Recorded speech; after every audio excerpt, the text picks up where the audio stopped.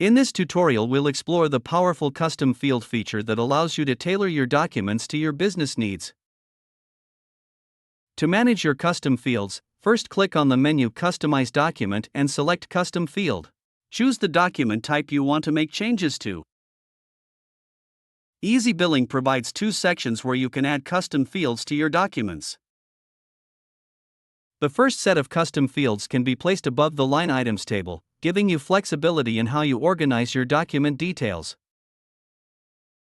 The second set of custom fields can be added above the notes section, ideal for including additional information like terms and conditions.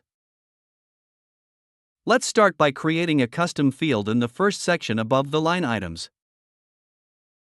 When adding a custom field, you can specify the field name, data type, text, number, date, and the width 1/3, 2/3 or full width of the line. For example, let's add a PO number field with a width of 2/3. Let's add a remarks field also with 2/3 width. Notice how the remarks field appears on the next line since the total width exceeds one line. If we set the remarks field to 1/3 width, it would appear on the same line after the PO number. Now let's look at adding a custom field in the second section above the notes. These custom fields span the full width of the document, similar to the notes field itself. As an example, let's create a Terms and Conditions custom field in this section. After creating the custom fields, click Save to apply them.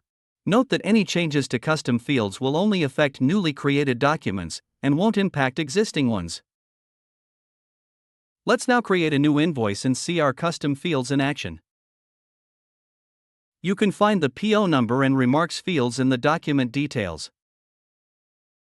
and the terms and conditions field above the notes section. We can check the PDF output of the invoice and see the custom fields displayed as well.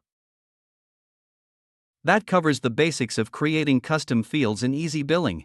I hope this tutorial has provided an overview of how to set up and utilize custom fields effectively. Thanks for watching.